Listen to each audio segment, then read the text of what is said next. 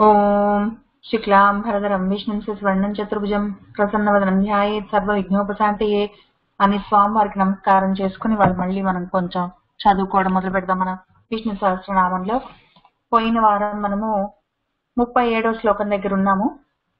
ఇంకా కొద్దిగా కూడా చదివేమో చూసుకుంటూ వెళ్తాము. అశోకః తారణః తారః శూరః శౌరిః జనేశ్వరః అనుకూలః శతావర్తః పద్మీ పద్మనిభేక్షణః అని చూసుకున్నాము. మనము చేరవలసినది అశోకము. శోకము అనే ఏ రకమైన బాధలు లేని పరిస్థితికి చేరుకోవాలి. దాన్నే మనం పరమపదము అంటాము. పరమం, ఇంకా దాన్ని మించినది ఇంకొకటి లేదు. పదము అంటే ఆ ప్రదేశము, ఆ మార్గము పట్టుకొని మనం వెళ్తే అక్కడికి చేరుకుంటే ఇంకా దాని తర్వాత శోకం అనేది ఉండదు. శోకము ఎందుకు అంటే శోకము, మోహము, రాగము, ద్వేషము, తర్వాత ఏదో ఆకలి, దప్పిక, జర, మరణము, ఇటువంటివన్నీ మనకు స్థూల సూక్ష్మ కారణ శరీరాలతో ఉన్నందుకు జీవుడిగా మనము అనుభవించవలసి వస్తుంది. వీటన్నిటిని వదిలేసుకొని వెళ్ళడము, ఇవన్నీ లేకుండా పోవడము, అటువంటి శోకాలు లేకుండా ఉండడము అశోకము. అటువంటి స్థితికి చేరుకోవాలి. దానికి 2 రకాల ఉపాయాలు ఉన్నాయి. ఒకటి తారణము, ఒకటి తారము. తారణము అంటే మనం ప్రయత్నం చేసుకుంటూ ఉంటే మనము దాటడానికి, అటు వెళ్ళడానికి, ఆ పరమపదాన్ని చేరడానికి మనం ప్రయత్నం చేస్తుంటే ఆయన మనకు సహాయం చేస్తారు. మనతోటే ఉంటారు. మనకు కావలసిన సరంజామా అంతా ఆయనే ఇస్తారు. మనకు కావలసిన జ్ఞానాన్ని ఇస్తారు. అటు చేరుకోవాలి అన్న ఆలోచన కూడా ఆయనే అయి మనలో మెదులుతారు. కాబట్టి అన్ని ఆయన సహాయం చేస్తారు. కాబట్టి మనము మానవ ప్రయత్నం చేసుకుంటే ఆయన అనుగ్రహం తప్పకుండా ఉంటుంది. అది తారణము. రెండోది ఇంకొక మార్గం ఏమంటే తారము. ఆయనే ఇంకా మనం చేసినంత ప్రయత్నం చేస్తూనే ఉన్నాము, ఇంకా చాలు అనుకున్నప్పుడు ఆయన మనల్ని ఇటు నుంచి అటు దాటించేస్తారు. అది తారము. ఎందుకో 2 రకాలుగా చేస్తారు అన్నప్పుడు మనం ప్రయత్నం చేసుకుంటున్నంతసేపు ఆయన సహాయం చేయడం అవసరమై ఉంటుంది.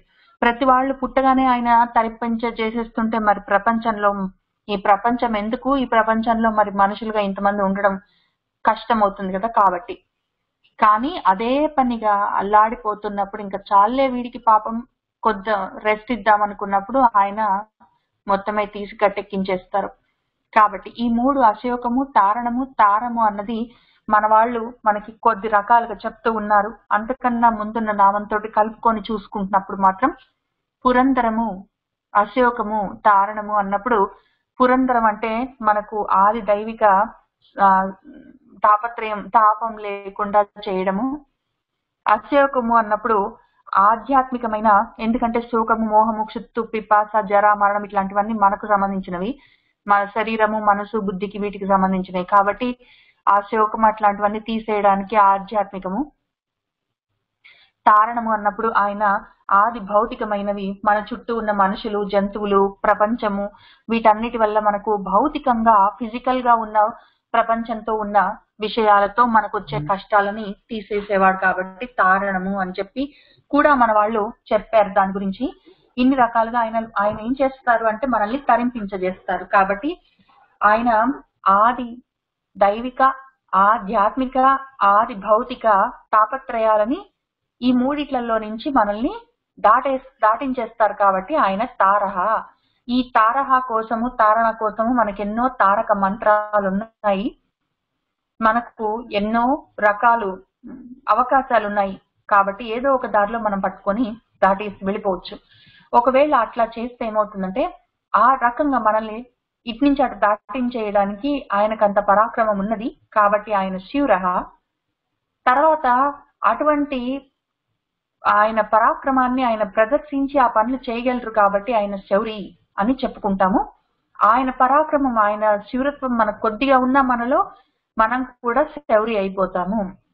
మామూలుగా కథగా మనం పురాణంగా చెప్పుకుంటే ఏమి అంటే శూరుడు అన్న ఒక రాజుగారి వంశంలో ఉన్నవాడు మన కృష్ణుడు కాబట్టి ఆయన శౌరిగా ఉన్నారు. కృష్ణుడి వాళ్ళ నాన్న వసుదేవుడిగా ఉన్నారు. వసుదేవుడు వాళ్ళ నాన్న సూర్యుడిగా ఉన్నాడు. అంతా ఆయన తండ్రి, ఆయనే తాత, ఆయనే కొడుకు, ఆయన కూతురు, ఆయనే అమ్మ, ఆయనే నాన్న, ఆయనే. ఎందుకు అంటే ప్రతిదీ ఆయనలో నుంచే వచ్చింది కాబట్టి అని కూడా చెప్పుకొని ఆ విధంగా రకరకాలుగా నాకు ఒక అమ్మ ఉన్నది, నాన్న ఉన్నాడు, నాకు ఒక కూతురు ఉన్నది, నాకు కొంతమంది ఫ్రెండ్స్ ఉన్నారు, నాకు తెలిసిన వాళ్ళు ఉన్నారు, నా వాళ్ళు అని అనుకునే ప్రతి జనులు మొత్తం ఆయన స్వరూపమే. కానీ ఆయనలో నుంచి తీసిన ఈ మొత్తము జనులు అంటే జన్మ తీసుకొని వచ్చిన వాళ్ళందరికీ ఆయన ఈశ్వరుడై ఉన్నాడు. ఆ విషయం తెలవడం వల్ల మనకేమి లాభము అంటే మనం వచ్చింది అక్కడి నుంచే కాబట్టి ఆ విషయం తెలుసుకోవడం వల్ల మనం కూడా ఈ జననాలని వదిలిపెట్టి వాటికి జన్మలకి ఈశ్వరత్వాన్ని మనం కూడా సాధించవచ్చు. ఇప్పుడు వరకు అయితే మనకు ఎందుకు పుడతామో తెలీదు, ఎప్పుడు పుడతామో, ఎక్కడ పుడతామో, పుట్టేం చేస్తామో మనకేమీ తెలియకుండా అగమ్య గోచరంగా పుడతాము. కానీ ఒకవేళ మనము ఈ విధంగా అశోకము అనే మన పరమపదాన్ని చేరితే ఈ స్కందం లాగా కాకుండా చివరికి ఎప్పుడో ఒకప్పటికి తరించి మనము ఈ అపాం నిధి దగ్గరికి వెళ్ళిపోతే ఆ ఉన్న స్వరూపం మన స్వస్వరూపాన్ని మనం చేరితే అప్పుడేమవుతుంది అంటే మనం జనేశ్వరులం అవుతాము. మళ్ళీ జన్మలకి మనము లోబడి ఉండవలసిన అవసరం లేని పరిస్థితికి వెళ్ళిపోతాము. ఈ రకంగా మనకు ఆయన చాలా అనుకూలంగా సహాయం చేస్తారు, అనుకూలురై ఉన్నారు. ఆయన మనకు సుప్రసన్న అని చెప్పి మనం చెప్పుకున్నట్టు. ఇంకొక అర్థం ఏంటంటే కూలము అంటే గట్టు. ఆయన మన వైపు గట్టు మీదే తిరుగుతూ ఉంటారు. పాపం ఆయన దిగరందులోకి సంసారంలోకి దిగినట్టు కనిపిస్తుంది అంతే. ఊరికనే ఆయన కృష్ణుడిగా ఉంటాడు. ఆయనకి చాలా మంది బావులు, బావమరుదులు, ఫ్రెండ్స్, వాళ్ళ అమ్మగారు, నాన్నగారు, పెంచిన వాళ్ళు, తెలిసిన వాళ్ళు ఎవరెవరో ఉంటారు అన్నట్టు కనిపిస్తుంది. కానీ ఆ ఉన్నది చుట్టుపక్కల ఉన్నదంతా ఆయనే. ఉన్నది ఆయన ఒక్కడే. సంసారంలో దిగినట్టు కనిపిస్తాడు, సంసారము ఆయనే. కానీ ఆయన మాత్రం గట్టు మీదే ఉంటాడు కాబట్టి ఆయన అనుకూల. అవసరమైతే ఆ సంసారంలో పడి తిరుగుతున్న మనల్ని ఒక్క చెయ్యి అందించి పైకి ఎక్కించేస్తాడు, గట్టెక్కించేస్తాడు. ఆ గట్టెక్కించడమే తారణము. ఆ రకంగా ఆయన మనల్ని తరింపజేస్తాడు. అనుకూల. ఆయనని నమ్మితే మనకేమి లాభము, ఈ విషయం తెలిస్తే మనకేమి లాభము అని చూసుకుంటున్నాం కదా. ఈ విషయం తెలవడం వల్ల మనకేం లాభం అంటే మరి మనము ఆ శృంఖలాల్లో నుంచి, ఆ బంధనాల్లో నుంచి, పాశాల్లో నుంచి, ఆ బంధాల్లో నుంచి మనకు ముక్తి కలుగుతుంది. ఆ మోక్షం కోసమే ఈ ప్రయత్నం. ఇప్పుడు వాళ్ళ నాన్న ఉన్నాడు వసుదేవుడు. ఆయన ఏదో కారణానికి కంసుడు ఈ వసుదేవుడి యొక్క 8వ అష్టమ గర్భం వల్ల ఆయన చచ్చిపోతాడు అనగానే వెంటనే అంతకన్నా ముందు బాగానే ఉన్నవాడు మనసు వెంటనే మార్చుకొని ఆ 8వ గర్భాన్ని చంపాలి, అసలు ఆ 8వ గర్భం రాకుండా ఉండాలంటే ఆ గర్భమే లేకుండా పోవాలి అని ఏవో ఆలోచించుకున్నాడు. దేవకిని చంపడానికి ప్రయత్నం చేశాడు. వసుదేవుడు పాపం నాకు పుట్టిన వాళ్ళందరినీ నీకు తెచ్చిస్తానన్నాడు. ఏదో అయింది, సరే అని చెప్పి వాళ్ళు ఆ విధంగా జైల్లోనే ఉన్నారు. అట్లా ఉంచాడు. ఈయన పుట్టాడు. పుట్టిన తర్వాత యాక్చువల్ గా శంఖచక్ర కథా పద్మాలతో మొత్తమే చతుర్భుజాలతో పుట్టాడు. కానీ తర్వాత చిన్న పిల్లాడిలాగా అయ్యాడు. అప్పటికే ఆయన నమస్కారం చేసుకున్నాడు, స్తోత్రాలు చేసుకున్నాడు, అన్ని చేశాడు వసుదేవుడు.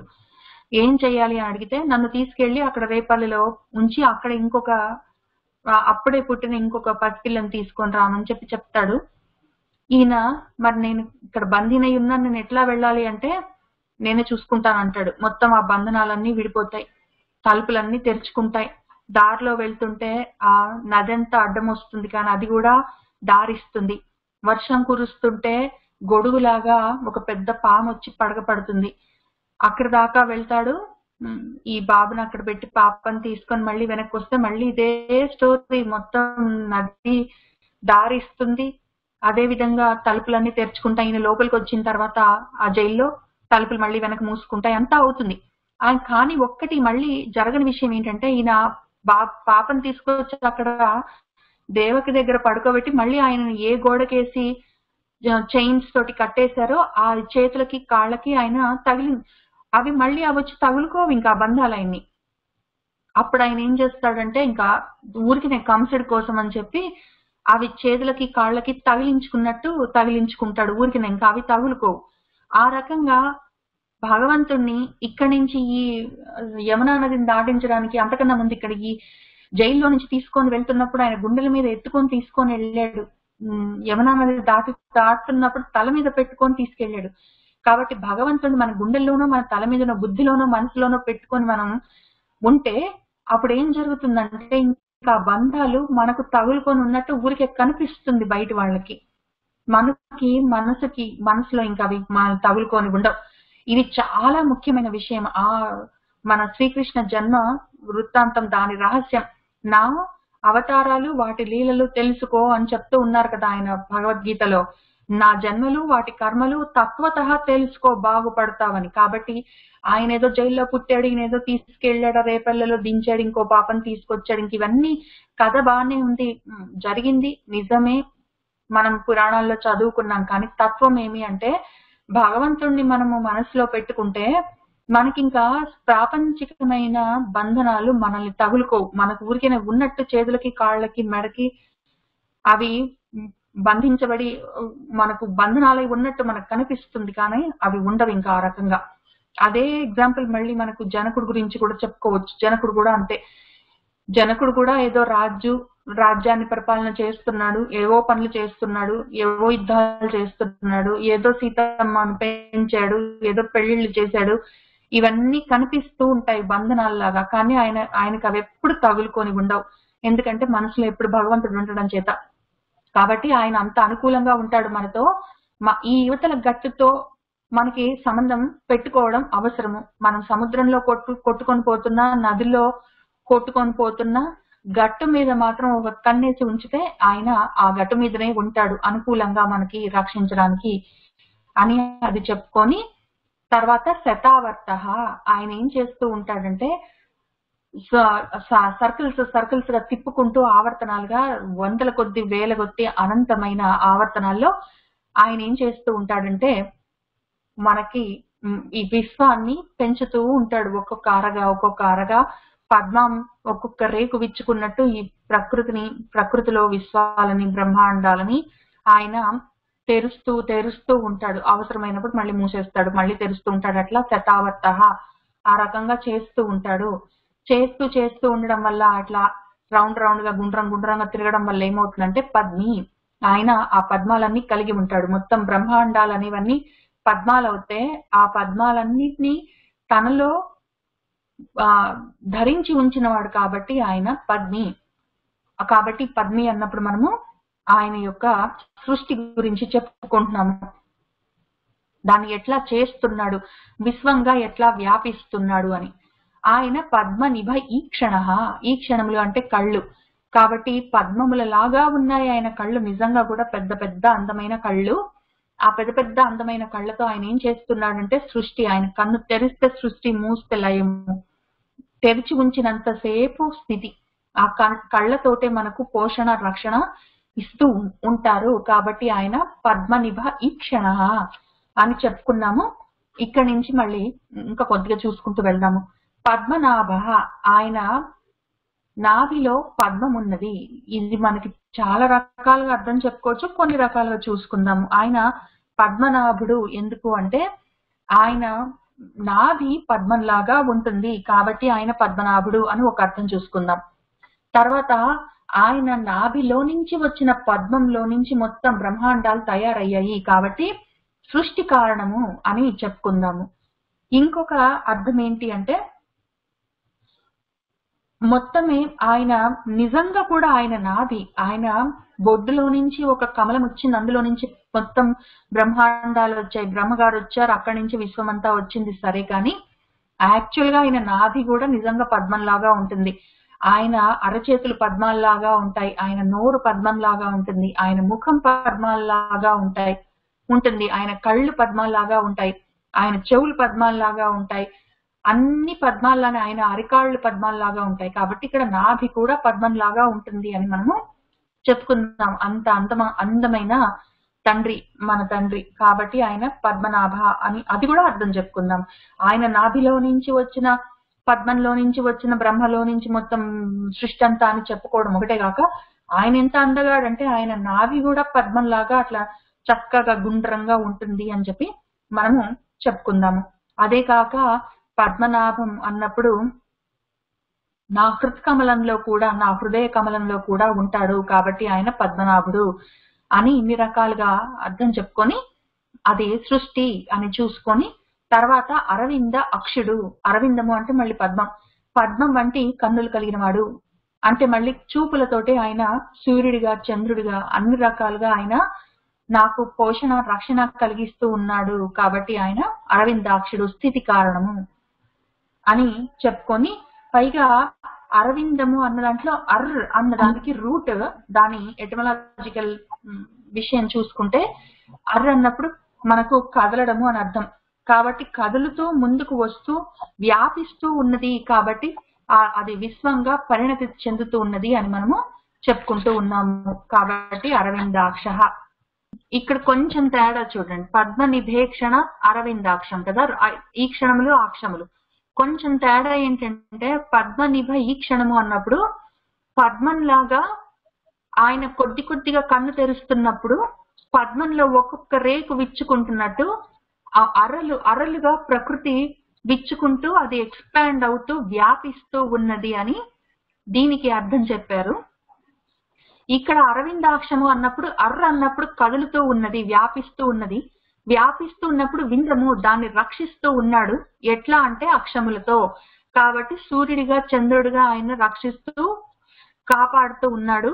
భోజనానికి కూడా ఆయనే కారణము అని చెప్పి వింద అక్ష అని చెప్పి దీనికి మూడు భాగాలుగా విడదీసి ఆల్రెడీ ఇక్కడ పద్మనాభంలో సృష్టి జరిగిపోయిన తర్వాత అది ఎట్లా దాన్ని స్థితి చేస్తున్నాడు అని చెప్పి దానికి అర్థం చెప్పారు.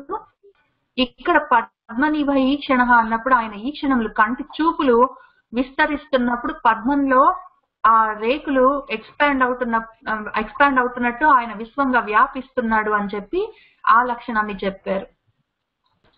తర్వాత ఆ రకంగా ఆయన అరవింద అక్షములతో అంటే సాగుతూ ఉన్న, ముందుకు వెళ్తూ ఉన్న, వ్యాపిస్తూ ప్రకృతి విశ్వంగా ఆయన విందము దాన్ని రక్షిస్తూ ఆ రక్షించడానికి కావలసిన అక్షములు చంద్రుడిగా సూర్యుడిగా ఆయన ఉన్నారు అని చెప్పి ఇది స్థితి కారణత్వం చెప్తూ ఉన్నాము. దాని తర్వాత పద్మ గర్భుడు, ఇక్కడ పద్మనాభుడు అంటే నాభిలో పద్మము, పద్మంలో బ్రహ్మ, బ్రహ్మ వల్ల సృష్టి అని చెప్పుకున్నాక మళ్ళీ పద్మ గర్భము, మళ్ళీ పద్మము, పద్మం గర్భంలో ధరించున్నవాడు, మళ్ళీ పక్కనే ఎందుకు ఉన్నాయని మనకు అనిపిస్తుంది.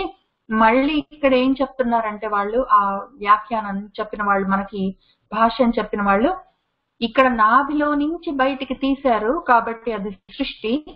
ఇది మొత్తము ఆయన పద్మము లాంటి కడుపులో మొత్తము సృష్టిని మళ్ళీ వెనక్కి తీసేసుకున్నారు కాబట్టి ఇది లయము అని దానికి అర్థం చెప్పారు. మొత్తం ఆయన గర్భంలోకి తీసేసుకుంటారు మళ్ళీ వెనక్కి కాబట్టి మన మొత్తం ఈ సాలె పురుగులాగా తీసినప్పుడు బయటికి వస్తుంటుంది, మళ్ళీ కావాల్సినప్పుడు మళ్ళీ లోపలికి పెట్టేసుకుంటూ ఉంటాడు. కాబట్టి పద్మనాభుడు అన్నప్పుడు బయటకు వస్తూ ఉన్నది కాబట్టి సృష్టి, పద్మ గర్భుడు అన్నప్పుడు అంత లోపల పెట్టేసుకుంటాడు కాబట్టి లయ అని చెప్పి మన వాళ్ళు దానికి అర్థం చెప్పారు. ఇంకొక అర్థం ఏంటంటే పద్మ గర్భము అన్నప్పుడు మన హృదయం అనే పద్మంలో గర్భం అంటే మధ్యలో ఆయన అక్కడ ఉంటారు కాబట్టి అక్కడ ఆయన్ని ధ్యానించి పట్టుకోవాలి అని దానికి ఇంకొక అర్థం కూడా చెప్పారు. సృష్టి స్థితి లయే కాకుండా ఇక్కడ పద్మగర్భ అన్నప్పుడు నా హృదయం అనే కమలం యొక్క మధ్యలో బొడ్డులో ఆయన కూర్చొని ఉంటారు. మనకు నారాయణ సూక్తంలో చెప్పినట్టు అక్కడ ఆయన్ని యోగి హృద్యానగమ్యం అని చెప్పి అక్కడ యోగ సాధన చేస్తున్న వాళ్ళు మనందరము ఆయన అక్కడ పట్టుకోవాలి అని చెప్పి పద్మగర్భాన్ని అడ్రస్ చెప్తున్నారు అని దానికి భాష్యం చెప్పారు. తర్వాత ఈ రకంగా ఆయన పద్మనాభుడయ్యి మొత్తం ప్రపంచాన్ని తయారు చేసి ప్రాణులని తయారు చేసినప్పుడు ఆయన ఏం చేస్తారు అంటే శరీరాలని ఆయన భరిస్తారు. మొత్తము విశ్వాన్ని తయారు చేసి విశ్వంలో ఎన్ని కోట్ల జీవరాశులను తయారు చేసి ఎన్నో శరీరాలని ఆయన తయారు చేసి నిలబెట్టి ఉంచినప్పుడు ఈ అరవిందాక్ష అన్నప్పుడు ఆయన వాటిని నిలబెట్టి రక్షించి పోషించి వాటిని కాపాడుతూ ఉన్నారు. ఆ సమయంలో వాటన్నిటిని భరిస్తారు. కాబట్టి ఆయన శరీర భృత్ అని చెప్పుకుంటూ ఉన్నారు. ఆయన భరించి ఉంచుతారు. పైగా ఇంకొక అర్థం ఏం చెప్పారంటే, ఆయనే ఇక్కడ ఈ శరీరాలన్నిటిని ఆయన భరిస్తారు అంటే ఈ శరీరాలు ఎక్కడి నుంచి వచ్చాయి ఆయన భరించడానికి? ఆయనే ఆ శరీరాలుగా ఉన్నారు.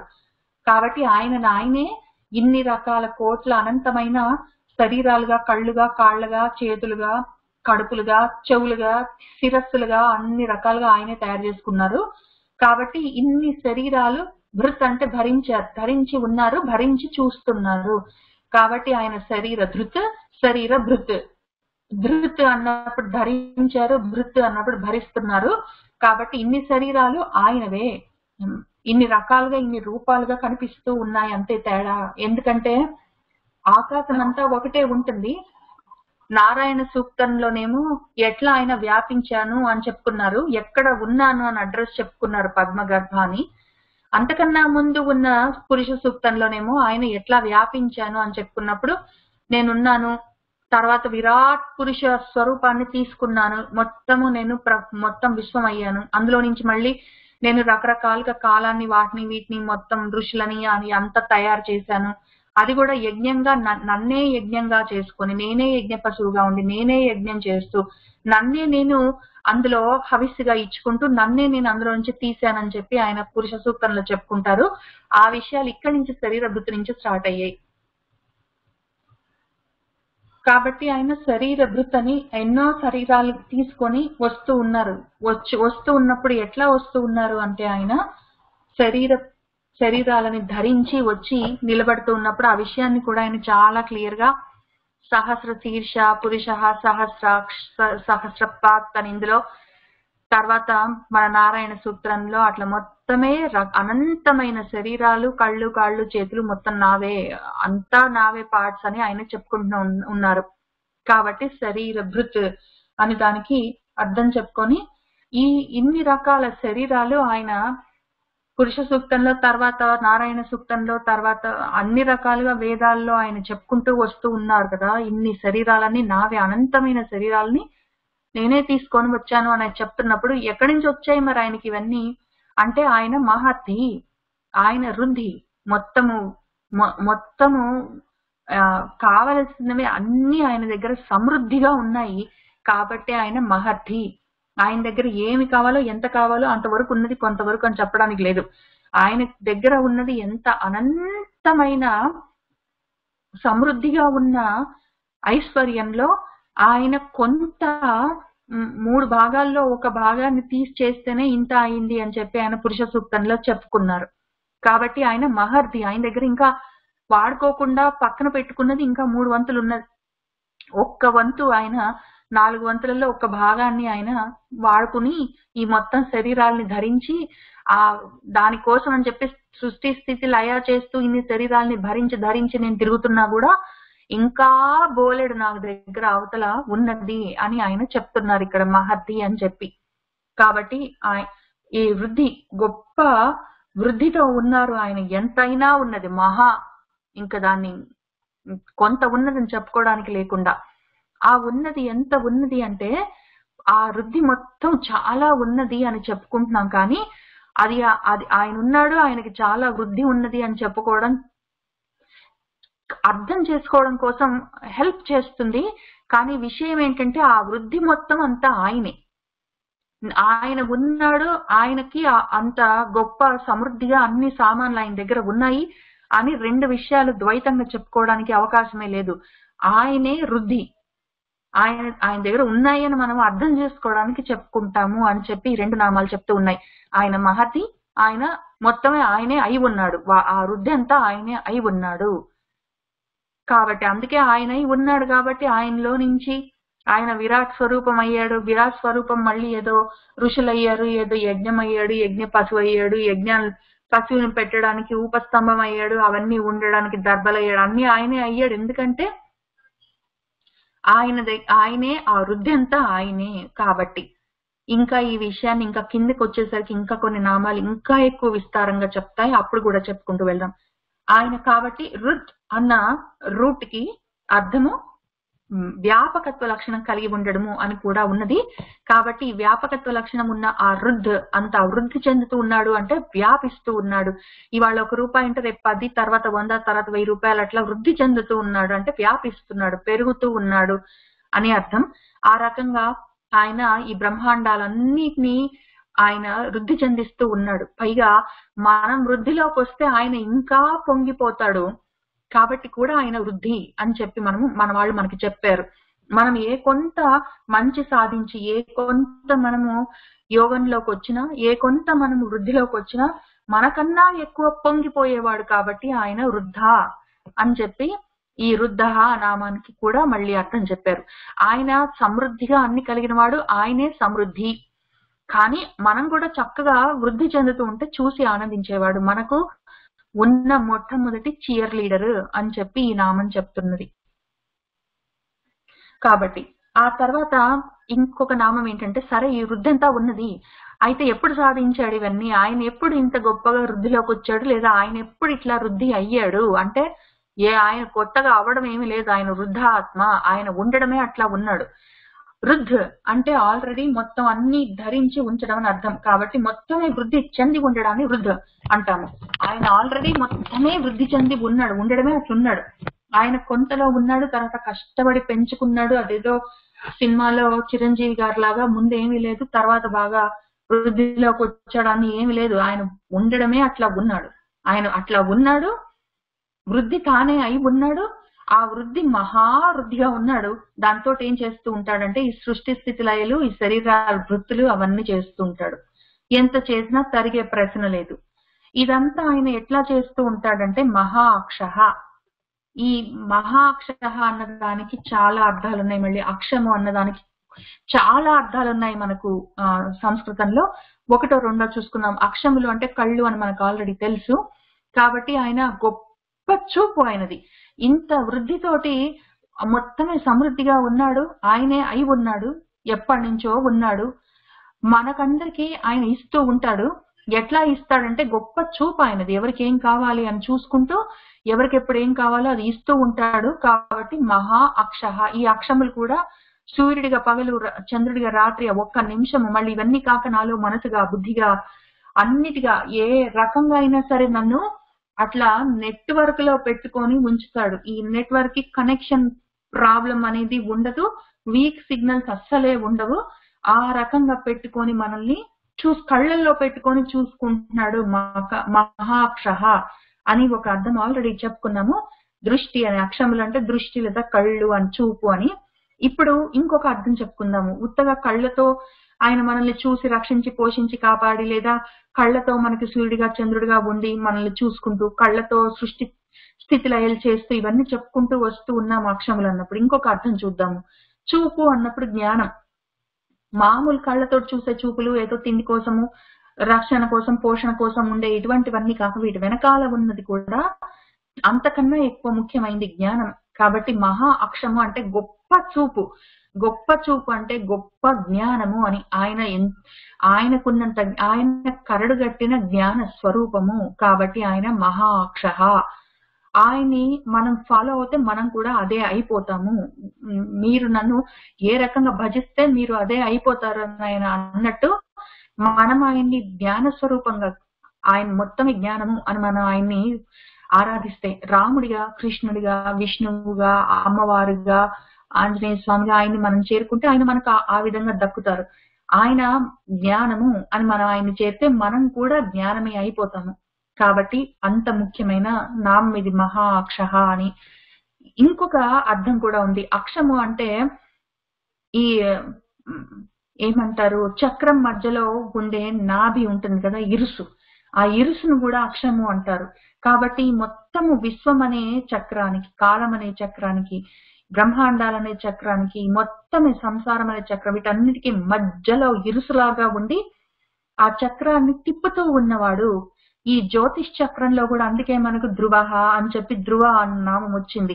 ఆ ధ్రువ నక్షత్రంగా ఉండి మొత్తమే జ్యోతిర్మండలాన్ని మధ్యలో నాభిగా ఉండి అక్షంగా ఆయన యాక్సిస్ గా తిప్పుతూ ఉన్నాడు. కాబట్టి ఆయన జ్యోతిర్మండలాన్ని, కాలచక్రాల్ని, సంసార చక్రాన్ని, నా బ్రతుకు చక్రాన్ని అన్నిటిని తిప్పుతూ ఉన్నాడు కాబట్టి మహా అక్షము ఆయన. మధ్యలో ఉండి తిప్పుతాను అని. ఇక్కడేమో ఉత్త నామాల్లో ఉంటాయి, అక్కడ కాలనేమి, ఇక్కడ మహాక్ష, ఇంకో చోట కూడా మనకి ఇవే నామం వస్తూ ఉంటుంది, ఆయన మధ్యలో ఉండి తిప్పుతుంటానని.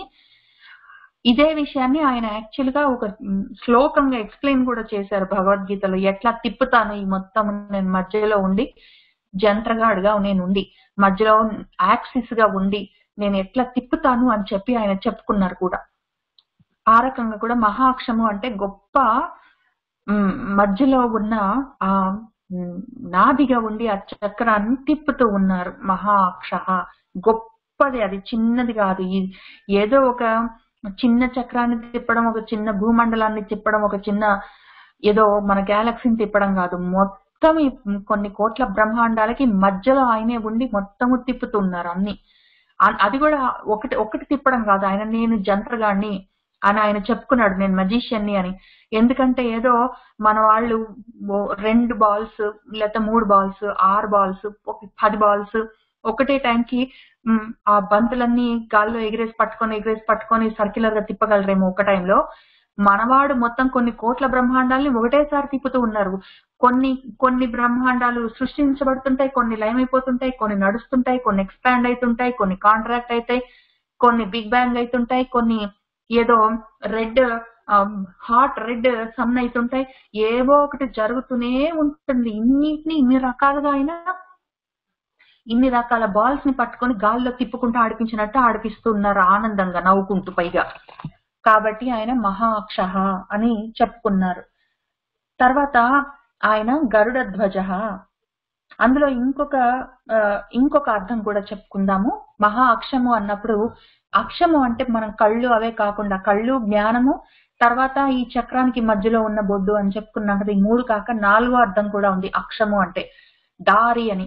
కాబట్టి చూపు తోటే ఆయన దారి చూపిస్తారు. మనము ఈ బ్రతుకు బండిని నడిపించుకునేటప్పుడు ఈ మొత్తం సంసారంలో కావలసినవన్నీ ఏ విధంగా బ్రతకాలి అన్న దానికి మనకు జ్ఞానం కావాలి. ఆ దారి చూపిస్తాడు. బ్రతుకు తెరువు అంటాం మనం దాన్ని, బ్రతుకు మార్గం, దారి చూపిస్తాడు. అదే కాక ఈ సంసారంలో నుంచి బయటికి వెళ్ళిపోవాలి అనుకున్నప్పుడు మళ్ళీ ఆయన దగ్గరికి చేర్చుకోవడానికి మళ్ళీ దారి చూపిస్తాడు. ఆ మోక్ష మార్గంగా కూడా ఉంటాడు. సంసారంలో మనకు బ్రతుకు మార్గంగా ఉంటాడు, తర్వాత మోక్ష మార్గంగా కూడా ఉంటాడు. అన్ని మార్గాలన్నీ నేనే. ఇన్ని మార్గాలు ఉన్నట్టు కనిపిస్తాయి కానీ ప్రతి మార్గం నేనే. మమ వర్త్మాను వర్తంతే మనుష్యాః పార్థ సర్వశః అని నిన్న భగవద్గీతలో ఇదే చెప్పాడు, మహాక్ష అనే చెప్పాడు ఆయన. తర్వాత గరుడ ధ్వజ. ఇంతకీ ఈయన ఎక్కడున్నాడు అంటే, ఆయన అడ్రస్ ధ్వజము అంటే గుర్తు, ఏమి అంటే గరుడము అంటే గరుత్తులు అంటే నా ఊపిర్లు. ఎక్కడున్నాడంటే ఇదిగో ఇక్కడ, తెలుసు కదా, నీ గుండె పద్మంలో ఉన్నాడు ఆయన, ఆ నీ హృత్కమలంలో. దానికి ఎట్లా వెళ్ళాలి అంటే ఊపిర్లతో నువ్వు చూసుకుంటూ ఆ ఊపిర్లను ఫాలో అవుతే ప్రాణాయామంతో ఆయన దగ్గరికి చేరుకోవచ్చు అని చెప్పి ఒక అర్థము. అది ఇంతకు ముందు చెప్పుకున్నాము. కాక ఇప్పుడు మనం ఏమనుకుంటున్నామంటే దానికి ప్రాణవాయువుగా ఆయన నాలో ఉన్నారు కదా. కాబట్టి ప్రాణవాయువుగా ఉన్నప్పుడు ఆయన 3 రకాలుగా, ఒకటి ఏమంటే వృద్ధాత్మ అన్నప్పుడు మొత్తమే వృద్ధ్ అన్న రూట్కి వ్యాపకత్వం అని చెప్పుకున్నాం. కాబట్టి వ్యాపిస్తూ ఉంటారు ఆయన. కాబట్టి విశ్వం అయిపోయిన తర్వాత ఆయన మొత్తమే ఇక్కడ అక్షములతో ఆయన కాలాన్ని తయారు చేశారు. ఎందుకంటే అక్షము అంటే మధ్యలో ఉన్నది, ఆయన చుట్టూ తిప్పుతూ ఉన్నారు అన్నప్పుడు కాలం అనుకుంటే కాలంగా ఆయన ఉండి కాలచక్రంగా తిప్పుతూ ఉన్నారు. రెండోది. మూడోది ఇక్కడ ప్రాణులను తయారు చేశారు. మనము ఇదంతా మళ్ళీ సేమ్ విషయము. వృద్ధ అన్న విష్ణువు వృద్ధాత్మ అని విశ్వంగా ఉండి ఆయన విశ్వం విష్ణు వషట్కార. తర్వాత భూత భవ్య భవత్ ప్రభు అని చెప్పి ఆ నామాలు మళ్ళీ ఇక్కడంతా గుర్తు చేసుకోవచ్చు. కాబట్టి పద్మనాభ అన్నప్పుడు సృష్టి, అరవిందాక్ష స్థితి, పద్మగర్భలయము. ఈ మూడిటి మధ్యలో జరుగుతున్న విషయం ఏమి అంటే ఆయన ఎన్నో లెక్కలేనన్ని అనంతమైన శరీరాలను తీసుకొని వస్తారు. దానికి కావలసిన మొత్తం సామగ్రి ఆయనే అయి ఉన్నారు. అది ఎంతో ఉన్నది, ఎంత ఉన్నది అని చెప్పడానికి లేదు. ఆయన ఎప్పటి నుంచో కూడా ఉన్నారు. అవన్నీ సామాన్లు పెట్టుకొని వాళ్ళ కొత్తగా సంపాదించుకొని ఆయన మొదలు పెట్టలేదు పని. ఆయన దారి చూపిస్తూ ఉంటారు, మనల్ని రక్షిస్తూ ఉంటారు. ఆయన మనకి జ్ఞానాన్ని ఇస్తూ ఉంటారు. తర్వాత మనకు మార్గము తానే అయి ఉన్నారు. ఎక్కడున్నారు అంటే నా గుండెలో ఉన్నారు. దారి ఎట్లా వెళ్ళాలి అంటే నా ఊపిర్లనే హైవేలో నుంచి ఆ గుండె గుహలో ఉన్న తండ్రి దగ్గరికి చేరుకోవాలి అని ఇది మొత్తము ఆ సబ్జెక్ట్ చెప్తున్నది. పద్మనాభ అరవిందాక్ష పద్మగర్భ శరీరభృత్ మహర్తి వృద్ధాత్మ మహాక్ష గరుడధ్వజ అని చెప్పుకున్నాము. తర్వాత కొద్ది నామాలు చూసుకుందాం మళ్ళీ. అతుల శరభ భీమ సమయజ్ఞ హవి హరి సర్వలక్షణ లక్షణ్య లక్ష్మీవాన్ సమితింజయ అని మళ్ళీ కొన్ని నామాలున్నాయి. ఇందులో అతుల ఆయనకు తులనము, మనం ఆయన్ని తూకం వేద్దాము అంటే చాలా కష్టం. ఆయన ఇమ్మెజరబుల్, ఇది మధ్యలో మనకు వస్తూనే ఉంటుంది. ఆయన్ని మనము ఒక మానము, ఒక కొలతకి ఆయన్ని ఆయన ఇంత బరువు ఉంటారు, లేదా ఇంత పొడుగు ఉంటారు, లేదా ఇంత వైశాల్యం విస్తీర్ణతతో ఉంటారు, లేదా ఇది ఆయన లక్షణము ఇంత ఉంటారు అని చెప్పడానికి వీలే లేదు. ఏ రకంగా ఆయన్ని మనము తూకం వేయడం అవకాశమే లేదు. ఇదే విషయము నా మనసులో ఉన్నది ఒక మాట చెప్తాను. ఇది చాలా సింపుల్ విషయం. దీన్ని అతులహ అన్నప్పుడు అచలహ అని కూడా చెప్పుకుంటారు, రకరకాలుగా చెప్పుకోవచ్చు. కానీ ఇక్కడ మనం ఆ కథ కూడా చెప్పుకుందాము. తులము అంటే తులాభారం కదా. కృష్ణుడు అనగానే తులాభారము. సత్యభామ ఆయన్ని ఒకసారి తులాభారం తూచింది. అప్పుడు ఆమె ఎంత బంగారం వేసినా ఆయన్ని కొనుక్కోలేకపోయింది.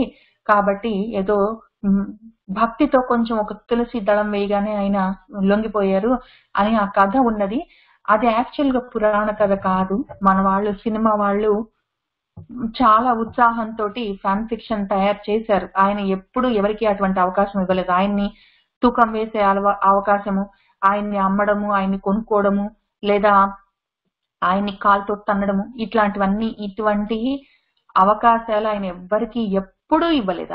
ఆయన ఒక పద్ధతి అంటే పద్ధతే. ఆయన చులకనయ్యే అవకాశమే లేదు. ఆయన అచ్యుతుడు కాబట్టి అతులము. ఆయన తులనము చేసే అవకాశం ఎవరికి లేదు. ఆయన అంత అవకాశం అసలు ఎవరికి ఇవ్వరు.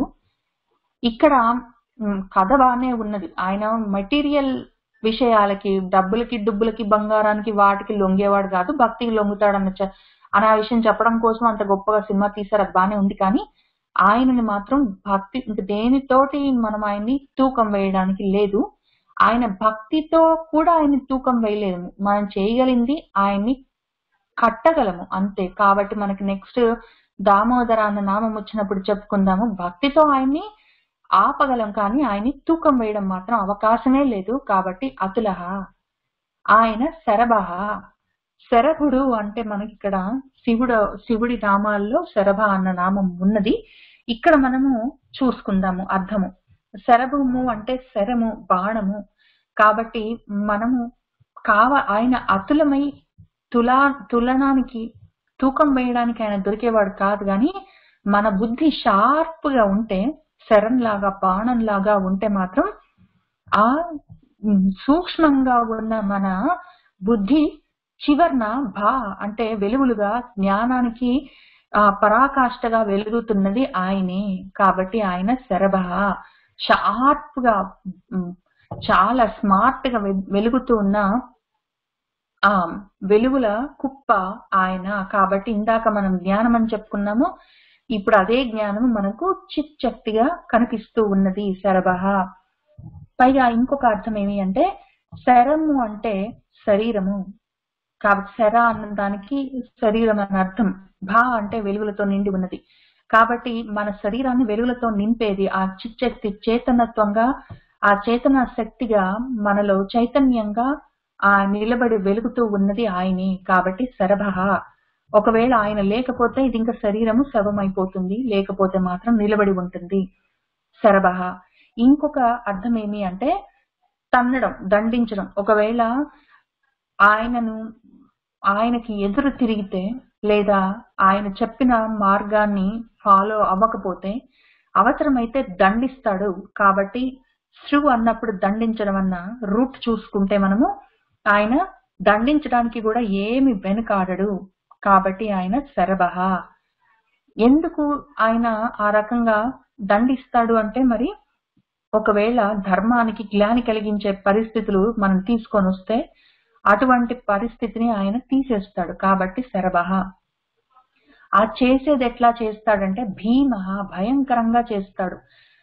ఆయన కొంచెం చేయడు. ఆయనకి తన్నాలని మనసుకు వస్తే వీడి దారిలో ఎంత చెప్పినా దారిలో ఉండట్లేదు, వాడి మార్గం తప్పిపోతున్నాడు. వాడు తప్పిపోవడం కాక పక్క వాళ్ళందరికీ సాధువులకు బాధ కలిగేటట్టు ఉన్నాడు అని ఆయనకు అనిపించిందంటే మాత్రం ఆయన భీమ విక్రముడు అవుతాడు. ఆయన భయంకరంగా విక్రమించి ఆ దుర్మార్గాన్ని తీసేస్తాడు.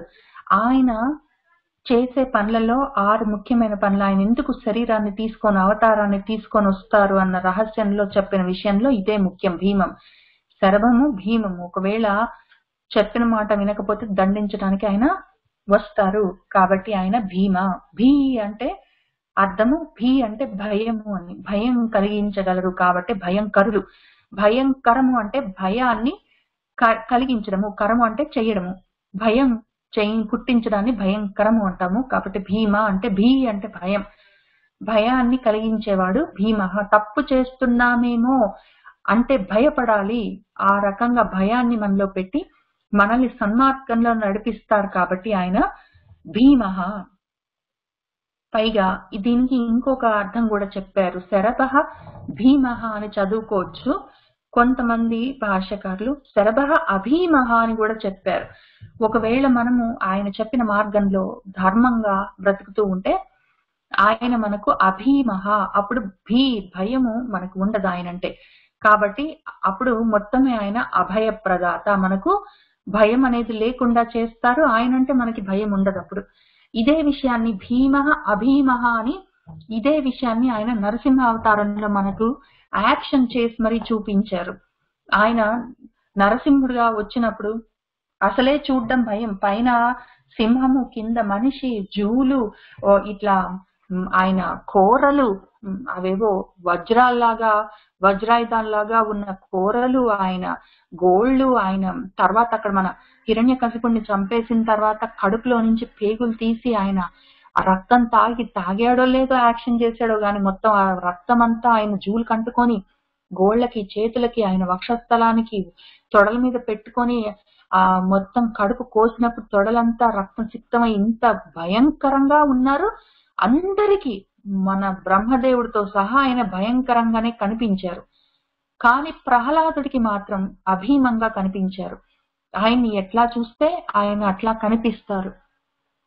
కాబట్టి ఆయన శరభః భీమః, శరభః అభీమః అని 2 రకాలుగా కూడా చెప్పి చాలా ముచ్చటపడిపోయారు మన భాష్యకారులు. తర్వాత సమయజ్ఞః. ఆయన సమయజ్ఞః 2 రకాలుగా దాన్ని విడదీద్దాము. సమయజ్ఞః, సమ ప్లస్ యజ్ఞ లేదా సమయ ప్లస్ జ్ఞ.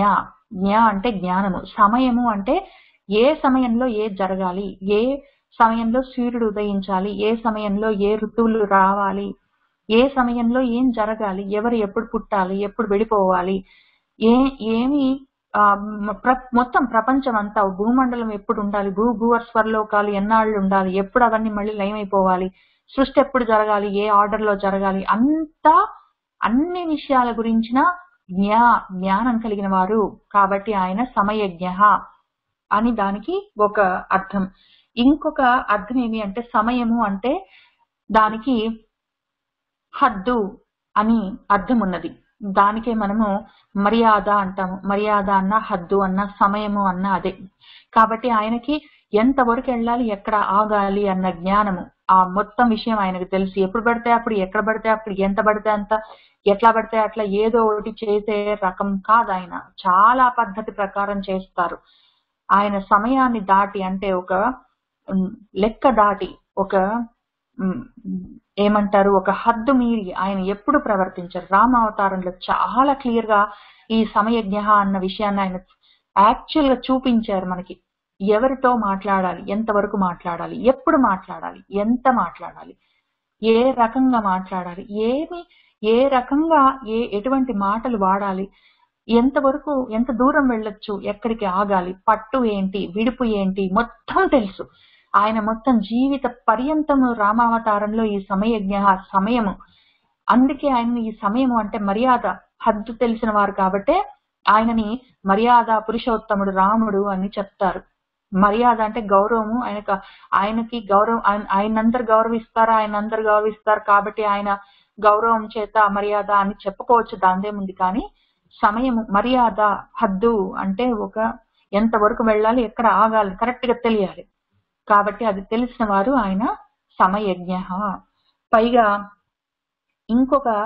ఇంకొక లక్షణము ఆ సమయము, ఆయనకి హద్దు ఏం తెలుసు అంటే వీడు ఎంతవరకు వీడిని వదిలిపెట్టాలి, ఎప్పుడు వాడిని వెనక్కి లాగాలి, ఎంతవరకు వాడిని ప్రకృతిలో తిరగడానికి ఊరుకోవాలి, ఎప్పుడు వాడిని మళ్ళీ వెనక్కి తీసుకోవాలి, ఎప్పుడు మళ్ళీ మొత్తము మోక్షాన్ని ఇచ్చి తనలో కలిపేసుకోవాలి. ఇటువంటివన్నీ చాలా క్లియర్ గా ఆయనకి తెలిసే చేస్తారు.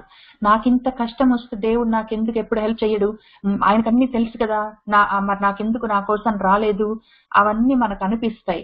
కానీ ఆయన మనం అనుకున్నందుకు ఆయన చెయ్యాలని ఏం లేదు.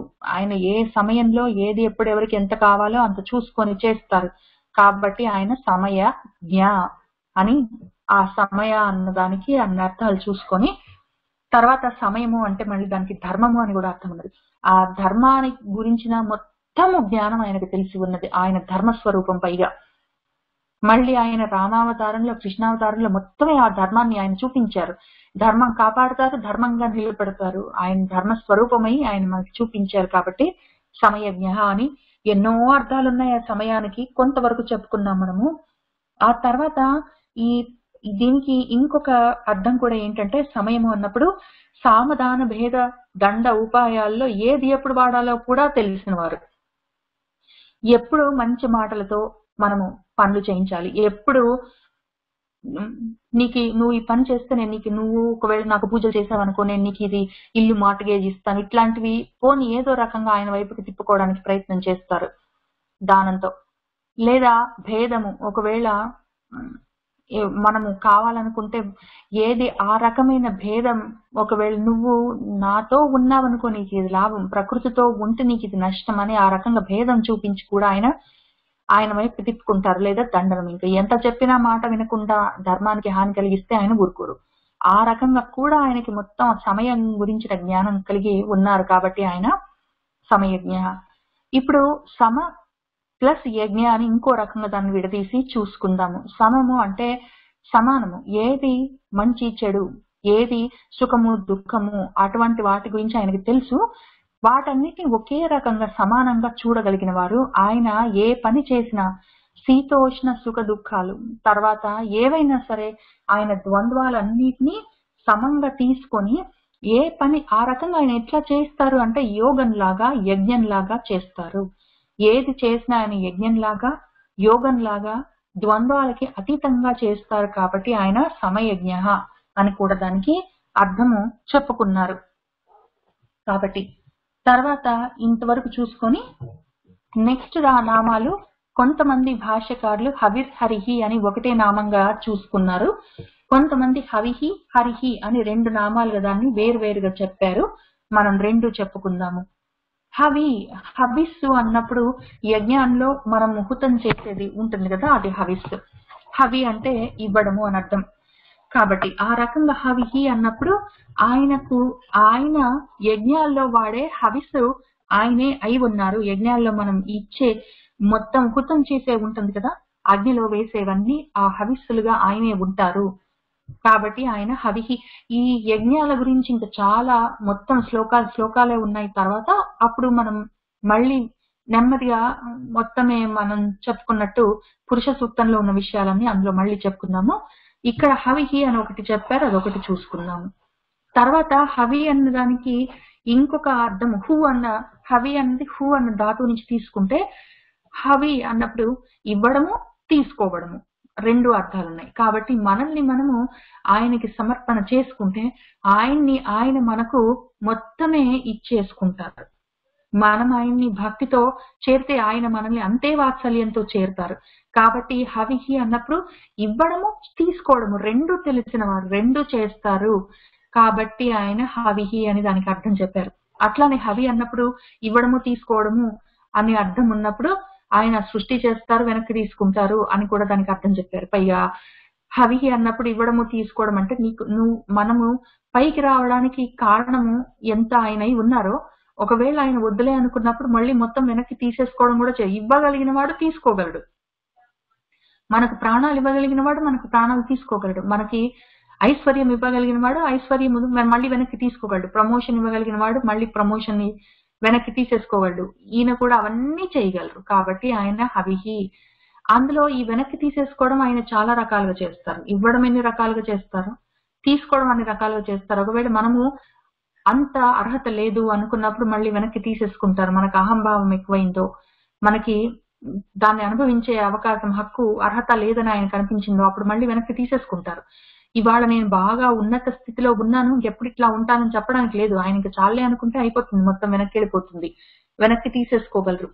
లేదా ఒకవేళ మనం సరిగా లేము, మనకు అర్హత లేదు అని కాదు, మనకు అర్హత చాలా ఎక్కువయ్యి ఒకవేళ ఇల్లు వాకిలి పిలుకున ఇన్ని ఉండి వీటన్నిటి వల్ల నేను ఒకవేళ నా సాధనలో ముందుకు వెళ్ళడానికి ఇవన్నీ నాకు అడ్డంకిగా ఉండి నాకు వెళ్ళడానికి అవకాశం లేదు, ఇవన్నీ నన్ను ఆపేస్తున్నాయి అనుకున్నప్పుడు, ఆ వాటిని నేను తీసేసుకోవడం నాకు రాకుండా ఉన్నప్పుడు అవన్నీ ఆయనే తీసేస్తారు.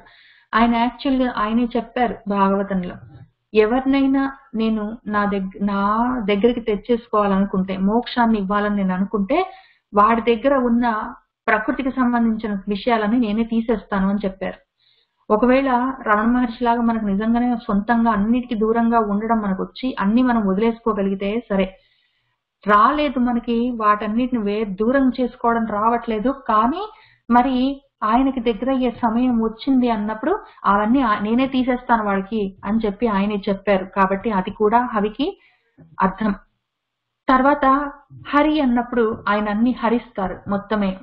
లయము ఆల్రెడీ మనకి ఎట్లా ఒకటి ఉంది, పైగా నా దోషాలు, నా పాపాలు, నా జన్మలు ఇవన్నీ కూడా హరిస్తారు, తీసేస్తారు, కాబట్టి సంహరిస్తారు. కాబట్టి హరి అని ఒక అర్థం ఎట్లా ఉన్నది మనకు ఆల్రెడీ తెలుసు.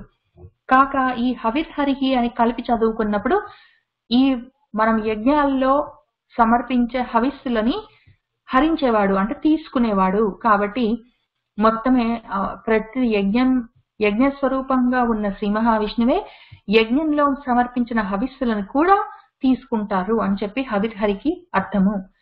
ఇంకా సపరేట్ గా హరి అన్న నామానికి అర్థం చాలా, అది కలర్. హరి అంటే బ్లూ కలర్, హరి అంటే గ్రీన్ కలర్, హరి అంటే ఎల్లో కలర్, హరి అంటే కొద్దిగా రెడ్ కలిసిన ఎల్లోయిష్ కలర్, ఇవన్నీ కూడా హరికి అర్థం ఉన్నది. కాబట్టి ఇక్కడ హరి అన్నప్పుడు నల్లవారు అని చెప్పి మనము నల్ల కలువ పువ్వు లాంటి శరీర ఛాయ కలిగిన వారు అని చెప్పుకోవచ్చు. తర్వాత మళ్ళీ కిందికి వెళ్ళగానే వెంటనే మనకి నెక్స్ట్ శ్లోకంలో రోహిత అని ఉన్నది, ఇది ఎరుపు అని అర్థం. అప్పుడు ఈ హరి అని ఆయన డార్క్ బ్లూ కలర్ లో ఉన్నవారు, ఇక్కడ రోహిత అని ఎర్రగా ఉన్నవారు. ఈ రెండింటిని మనము కలుపుకొని సమన్వయం చేసుకొని చూసుకుందాము. కాబట్టి ఇక్కడ హరి అన్నప్పుడు మనకు అన్ని రంగులు అని అర్థం.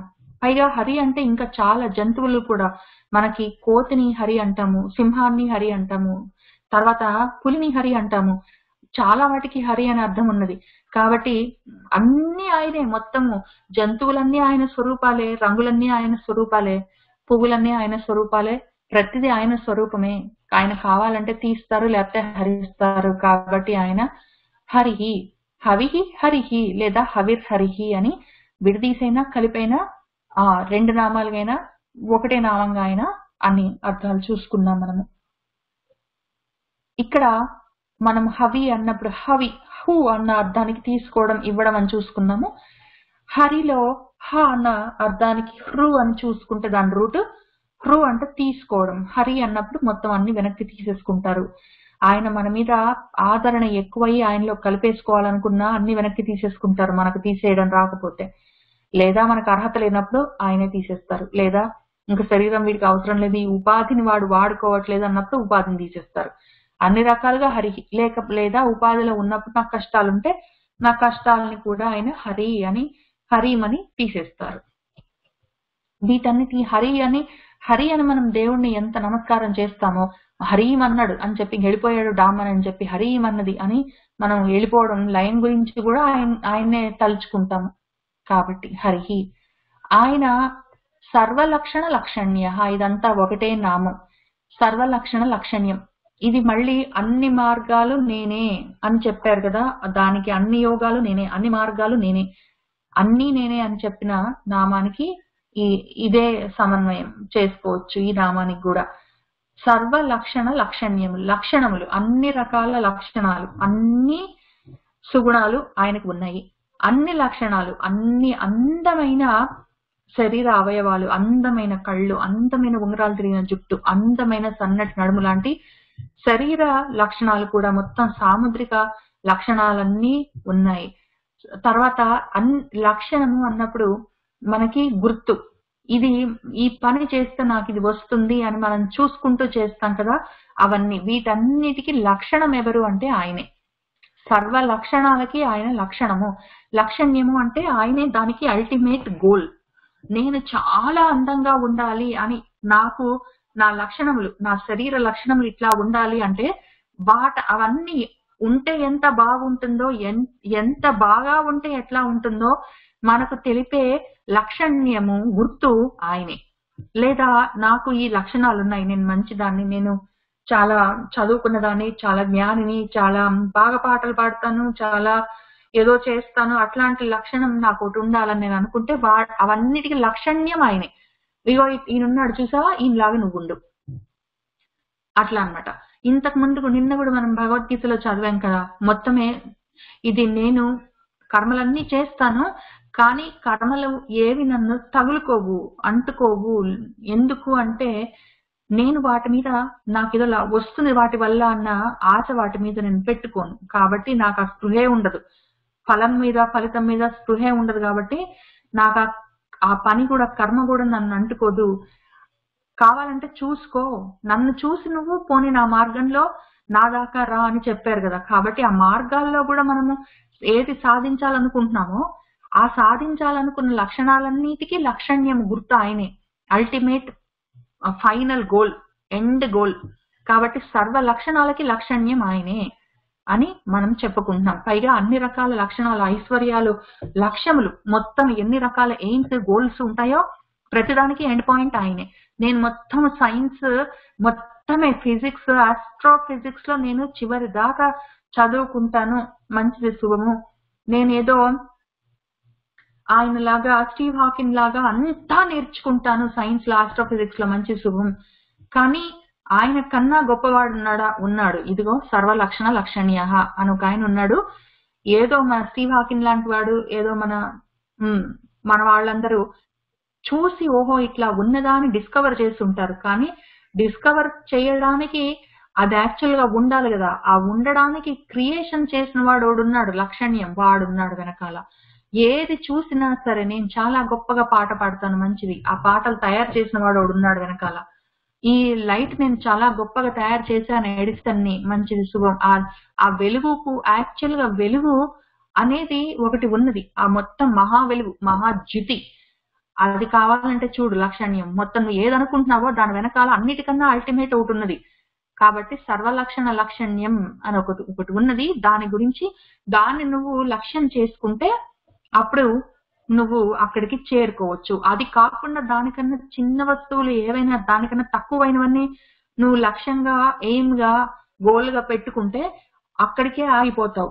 వీటన్నిటికి వెనకాల అన్నిటికన్నా అల్టిమేట్ గా ఉన్నది ఏదో చూసుకుంటే అక్కడికి చేరే ప్రయత్నం, కనీసం ప్రయత్నం చేస్తావు. కాబట్టి సర్వలక్షణ లక్షణ్యం ఏదో తెలుసుకో, దానికోసం ప్రయత్నం చేసుకో.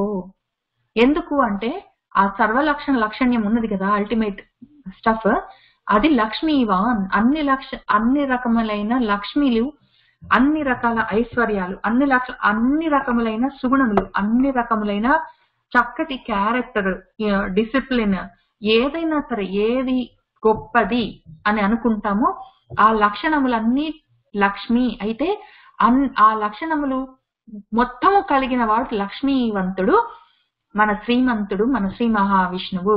మొత్తం మొత్తము ఎన్ని రకాల లక్షణాలు ఇది కావాలి, ఇది నా గోల్ అని అనుకుంటామో అవన్నీ మొత్తమే కొంత అని కాకుండా ఎంతో సాధించి లక్ష్మీవంతుడై కూర్చున్నాడు ఆయన. కాబట్టి ఆయనని మనము లక్షణం చేసి మొత్తమే ఆయన మనకు లక్ష్యంగా ఉండాలి. వేరేవి చిన్నవి చిత్తకవి మనకు లక్ష్యాలైతే అక్కడికే ఆగిపోతాం. కాబట్టి సర్వలక్షణ లక్షణ్యుడు ఆయన లక్ష్మీవంతుడు, మొత్తమే కలిగి ఉన్నాడు, నిండి ఉన్నాడు. మళ్ళీ మనం మామూలుగా అర్థం చెప్పుకుంటే లక్ష్మీవాన్, లక్ష్మీదేవితో కలిసి ఉన్నాడు, ఆయన ఆమెని గుండెలో పెట్టుకొని ఉన్నాడు. ఇంకొక అర్థము ఆయన శక్తి, ఈ ఐశ్వర్యం మొత్తం ఆయన శక్తి. కాబట్టి ఆయనకి ఆయన శక్తికి అభేదం. నేను ఏదో ఇది చెప్పగలుగుతున్నాను అన్నది రెండు వేరు లేవు. నేను అంటే నేను చెప్పడానికి వస్తున్నాను అంటే నేను రావాలి, నా చెప్పడానికి కారణమైన ఆసక్తి ఉండాలి. రెండు కలిపితేనే నేనై ఉంటాను. కాబట్టి మొత్తం ప్రకృతి ప్రపంచాలు, భూమండలాలు, బ్రహ్మాండాలు తయారు చేసిన వాడు ఉన్నాడు అంటే దాన్ని తయారు చేసే శక్తి వేరే ఒకటి ఉన్నది, ఈయనోడు ఉన్నాడు అని ఉండదు, ఒకటే. ఆయన శక్తి ఆయన ఒకటే. కాబట్టి ఆ శక్తితో ఇన్ని కోట్ల బ్రహ్మాండాలను తయారు చేయడానికి కావలసిన ఈ విషయాలు ఏవైతే ఉన్నాయో అన్ని లక్ష్ములు కలిగి ఉన్నవాడు. కాబట్టి ఆయన లక్ష్మీవాన్. ఆయన సమితింజయ. సమితి అన్నదానికి చాలా అర్థాలు ఉన్నాయి. మళ్ళీ ప్రతిదానికి మనకు సంస్కృతంలో ఇదే లాభం, ఒక్కదానికి ఎన్నో అర్థాలు ఉంటాయి. కాబట్టి ఎంతైనా అనుభవించవచ్చు, మనసులో భావించవచ్చు ఒక్కొక్కటి పెట్టుకొని. సమితింజయ అన్నప్పుడు సమితి అంటే యుద్ధం. యుద్ధంలో ఆయనతోటి పెట్టుకుంటే గెలిచేవాడు ఎవడు లేడు. అనవసరం, ఆయనతోటి పెట్టుకోకన్నా ఊరుకోవడం నయం.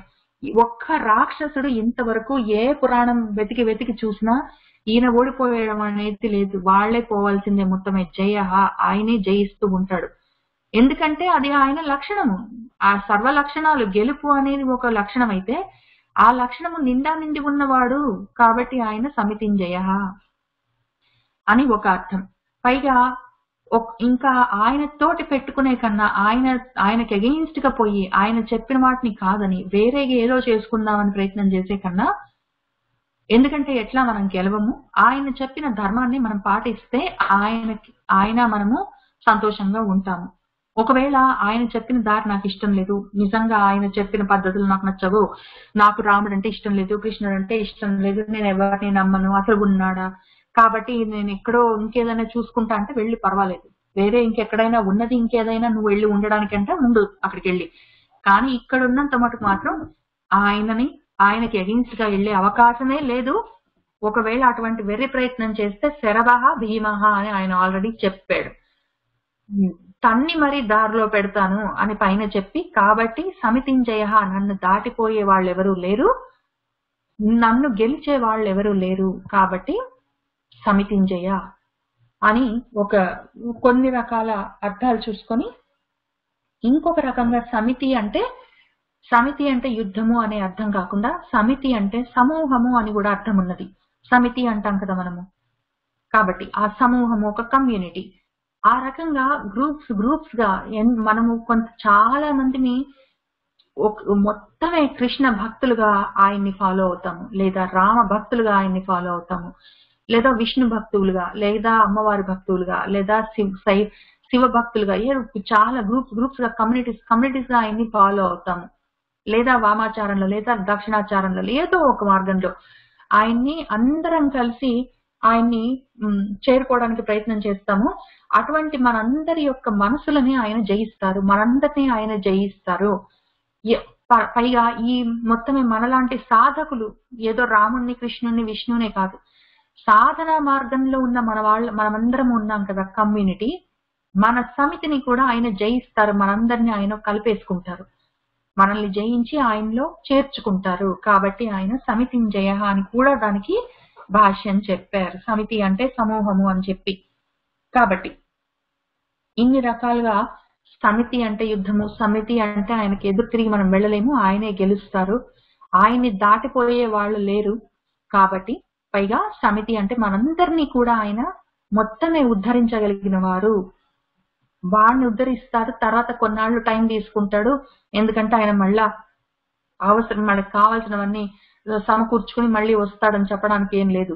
ఆయన మొత్తం అందరినీ ఆయన ఉద్ధరించగలిగిన వారు. కావాలంటే ఒకే సమయంలో చేయగలరు. కాబట్టి సమితింజయ. చివరిగా ఈ సమితింజయకి మనం మళ్ళీ లయము అని చెప్పి కూడా చూసుకున్నాం. అందరినీ ఆయనలో కలిపేసుకొని ఆయన మనకి శాంతిని ఇస్తారు. మనము ప్రయత్నాలు, మన తంటాలు మనం పడతాము. మనం చేస్తున్న ప్రయత్నాలు చూస్తూ ఉంటారు. అవసరమైనప్పుడు ఇంక మనం అలసిపోతున్నాము జీవులుగా ఉండి అనుకున్నప్పుడు ఆయన కొంత మనకు సాంత్వన కలిగించడం కోసం మళ్ళీ అన్ని కలిపేసుకుంటారు సమితింజయగా. కాబట్టి అతులః శరభః భీమః లేదా అతులః శరభః అభీమః సమయజ్ఞః హరిః సర్వలక్షణ లక్షణ్యః లక్ష్మీవాన్ సమితింజయః అని మనం చెప్పుకున్నాము. ఇంకా కొద్దిగా ఈ విక్షరః రోహితః మార్గః అని చెప్పుకొని మనము ఎక్కువ చెప్పుకోవడానికి అవకాశం ఉండదు. మళ్ళీ వచ్చే వారం ఇక్కడి నుంచి మళ్ళీ మొదలు పెడదాము. కానీ వాళ్ళ కొంత చూసుకుందాము. విక్షరః రోహితః మార్గః హేతుః దామోదరః సహః మహీధరః మహాభాగః వేగవాన్ అమితాసనః. విక్షరః క్షరము లేనివాడు ఆయన. కాబట్టి విక్షరః ఆయన అక్షరః విక్షరః అని చెప్పి మనం చెప్పుకుంటూనే ఉన్నాము. నక్షత్రము దగ్గర నుంచి విక్షరము అక్షరము అన్నిటికీ అదే అర్థము. క్షరము అంటే నాశము అనేది లేనివాడు. కాబట్టి ఆయన విక్షరుడు.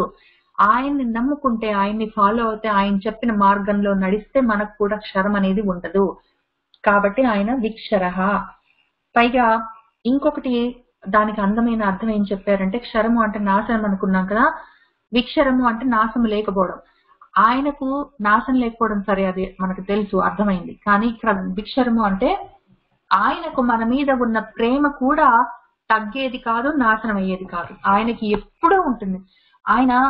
ఆయనకి మన మీద ప్రేమ తగ్గిపోవడం, అభిమానం వాత్సల్యం తగ్గిపోవడం, మన మీద ఆయనకి దయ తగ్గిపోవడం, ఇట్లాంటివి అనేవి ఉండవు.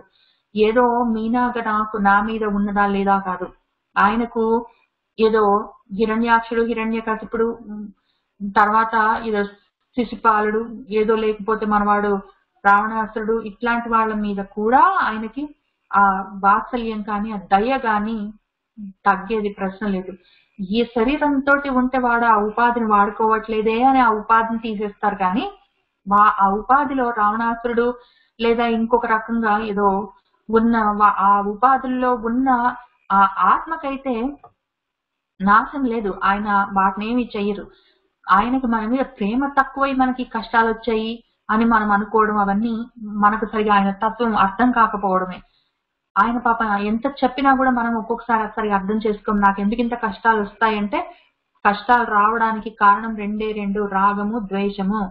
ఈ రెండు మనకు వాసనలుగా వస్తాయి. వీటిని లేకుండా చేసుకో, కోరికలను తగ్గించుకో, కోపం తగ్గించుకో, వీటి వల్లే కష్టాలు వస్తాయి అని ఆయన చెప్తూనే ఉన్నారు.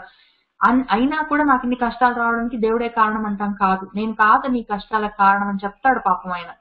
కానీ మనము మన సుఖాలకి ఆయన కారణం. ఎందుకంటే నేను ఉండడానికి, నాకు తినడానికి సామాన్లు ఉండడానికి, గాలి పీల్చుకోవడానికి, వెలుగుకు వేడికి, ప్రతి దానికి, పడుకోవడానికి, కూర్చోడానికి, నడవడానికి, శక్తికి, అన్నిటికీ ఆయనే కారణం. కానీ నా కష్టాలకి మాత్రం నేనే కారణం. ఈ శరీరాన్ని చూసుకొని, శరీరంతో మంచో చెడో చేసుకొని, లాభమో నష్టమో పుణ్యమో పాపమో అని లెక్కలు వేసుకొని, నేనేదో నవ్వుతున్నో ఏడుస్తున్నో నేను ఏమో చేసుకొని రాగాలు ద్వేషాల వల్ల నేను కష్టాలు తెచ్చుకుంటాను. ఆ వాటికి దేవుడు కారణం అంటే నేను కాదని చెప్తాడు ఆయన. నేను కాదు కారణం అని. కానీ ఆయనకి ఆ రకంగా మనకు మనం ఏవో మంచో చెడో చేసుకొని మనం దుఃఖపడుతుంటే కూడా ఆయనకు మన మీద ప్రేమ వాత్సల్యము దయ తగ్గేదే లేదు. కాబట్టి ఆయన విక్షరః, నాశము లేనివాడు. ఆయన మనసులో మన మీద ఆ ప్రేమకి నాశమే లేదు అని దానికి అందమైన అర్థం చెప్పారు. కాబట్టి ఆయన విక్షరః. ఇంకా నెక్స్ట్ ది రోహితః అంటే ఈ రంగు పేరు ఎరుపు. ఎరుపు రంగులో ఉన్నవాడు. మళ్ళీ మనకు అరుణ, కరుణ అని చెప్పి మనము అమ్మవారిని మొత్తమే మనం లక్ష్మీదేవి కూడా ఎరుపు రంగు చీర కట్టుకొని ఉంటుంది. ఎరుపు ఎందుకంటే మనకు రజోగుణం, మనం ప్రకృతి నడవాలి అన్నప్పుడు సృష్టికి అది కారణము. ఆ ఎరుపు అవసరము. కాబట్టి రోహితము. ఆయన నామాల్లో ఈ రెండు నామాలు చాలా అందంగా ఉంటాయి. హరి లేదా మనకు కృష్ణ అని చెప్పుకున్నప్పుడు ఆయన నల్లగా ఉంటారు. రోహితము అన్నప్పుడు ఎర్రగా ఉంటారు. ఎందుకు అంటే మళ్ళీ పద్మం చూద్దాం. పద్మం దగ్గర బొడ్డు దగ్గర నల్లగా ఉంటుంది. అది కొంచెము ఆ మొత్తమే కారణమై ఉంటుంది ఆ తూడు. తర్వాత ఆ పైన ఉన్న మొత్తం విశ్వంగా వ్యాప్తి చెంది ఉన్నదంతా ఎరుపుగా ఉంటుంది. ప్రకృతిలో చాలా రంగులు ఉంటాయి. మనకు పద్మము ఎర్రగా, డార్క్ బ్లూ కలర్ లో, లేకపోతే పింక్ కలర్ లో, వైట్ కలర్ లో, యెల్లో కలర్ లో ఎన్ని రంగులైనా ఉండొచ్చు ఆ మొత్తమే పద్మం. కానీ దానికి కారణమైనది మాత్రం నలుపుగానే ఉంటుంది. కాబట్టి ఆయన రోహిత అంటే విశ్వంగా వ్యాప్తి చెంది ఉన్నవాడు అని అర్థం. ఆయన రోహితుడు, ఎరుపు అని అర్థం. తర్వాత రోహిత అన్నదానికి ఇంకొక అర్థము మత్స్యావతారం అని కూడా చెప్పుకుంటారు. ఆయన మత్స్యావతారంలో ఎర్రగా ఉన్నారు అని. కానీ మత్స్యావతారంలో ఎర్రగా ఉన్న ఏదో కోయా ఫిష్ లాగా ఆయన ఉంటారు అందంగా అని చెప్పుకుంటారు. అది కరెక్టే. కాక ఆయన వామన అవతారంలో కూడా ఎర్రగానే ఉంటారు. ఆయన వామన మామూలుగా అయితే ఆయన కృష్ణుడిగా రాముడుగా అట్లా వచ్చినప్పుడు ఆయన నల్లగా ఉన్నారు. కానీ ఆయన బలరాముడిగా వామనుడిగా అట్లా ఉన్నప్పుడు వామనుడిగా ఉన్నప్పుడు కూడా ఆయన నల్లగా ఏం లేరు. ఆయన ఎర్రగా ఉంటారు. కాబట్టి ఆయన రోహిత అని ఇక్కడ మత్స్యావతారం, వామనావతారం అవన్నీ కూడా గుర్తు చేసుకుందాం. పైగా ఈ విశ్వము ఆయన రోహితము అన్నప్పుడు ఎరుపు. ఈ విశ్వంగా ఆయన వ్యాప్తి చెంది ఉన్నారు. ఆయన విశ్వం విష్ణువు అన్నప్పుడు విష్ణువుగా ఆయన నల్లగా ఉంటారు. వ్యాప్తి చెంది విశ్వం అయినప్పుడు రంగు రంగులు ఉంటాయి. అందులో ముఖ్యంగా ఎరుపు రంగు. అందుకే సూర్యుడి దగ్గర నుంచి అంతా ఎరుపే అని రోహిత అని చెప్పుకొని మనము తర్వాత రు అన్నదానికి, రోహితలో రు అన్నదానికి ధాతువు, దాని రూట్ వ్యాప్తి చెందడము అని అర్థం, వ్యాపించడము అని. కాబట్టి ఆయన రు అని అందరు ఋషి అన్నప్పుడు కూడా అదే, మళ్ళీ వృద్ధి అన్నప్పుడు కూడా అదే. మన ఋషి అన్నప్పుడు కూడా ఆయన జ్ఞానంగా వ్యాపిస్తున్నవాడు ఋషి అని మనం ఋషికి అర్థం చెప్పుకున్నాము. ఇందాక పైన మనము చెప్పుకున్నప్పుడు వృద్ధి అని చెప్పుకున్నప్పుడు ఇక్కడ ఆయన వ్యాపిస్తూ ఉన్నారు అని చెప్పుకున్నాము. మహర్ది రుద్ధాత్మ అన్నప్పుడు వ్యాప్తి చెందుతూ ఉన్నారు రు అని. రు అంటే వ్యాప్తి చెందడం. అట్లానే ఇక్కడ రు అన్నప్పుడు, రోహిత అన్నప్పుడు వ్యాప్తి చెందుతూ ఉన్నారు. ఆయన మార్గ, మనందరికీ మార్గమై ఉన్నారు. మనము ఈ బ్రతుకు బండి నడిపించడానికి కావలసిన బ్రతుకు బాట ఆయనే. తర్వాత మోక్ష మార్గము కూడా ఆయనే. కాబట్టి ఆయన మార్గము, ఉపాయం ఆయన మనకి. కాబట్టి మార్గ. ఆయన హేతువు, మొత్తానికి ఆయన కారణము. మొత్తం ఈ ప్రపంచం తయారవడానికి కారణము, ప్రపంచాన్ని తయారు చేసేది దానికి ఆయనే కారణము. ప్రపంచం తానే అయి ఉన్నాడు అది కూడా. కాబట్టి దాన్ని ఉపాదాన కారణము, నిమిత్త కారణము అని అంటారు. ఈ కారణాల గురించి ఇక్కడ, ఈ హేతువు అంటే కారణము, ఈ కారణాల గురించి మనకి ఇక్కడ కరణం, కారణం, కర్త, వికర్త, గహన, గుహ అని ఈ విషయాన్ని ఇక్కడ చాలా ఎలాబరేట్ చేశారు. అక్కడికి వచ్చినప్పుడు మళ్ళీ మనం వచ్చే వారం చెప్పుకుందాము. కానీ హేతు అంటే కారణం. కాబట్టి ఉపాదాన కారణము, నిమిత్త కారణము అని ఉంటాయి. అవి ఎక్కువ చెప్పుకునేంత సమయం ఇప్పుడు లేదు, మనం చెప్పుకుందాం నెమ్మదిగా వచ్చే వారము. ఇక్కడికి వాటికి ఆపుదాము. ఎందుకంటే దామోదర, సహ, ఇంకో ఏది చూసుకున్నా చాలా విస్తారమైన సబ్జెక్ట్, ఒక్కొక్క నామము. కాబట్టి ఇక్కడి నుంచి మళ్ళీ మనం కలిసి చదువుకుందాం. ఇవాళకి ఇక్కడికి ఆపుదాము. సర్వం శ్రీకృష్ణార్పణమస్తు.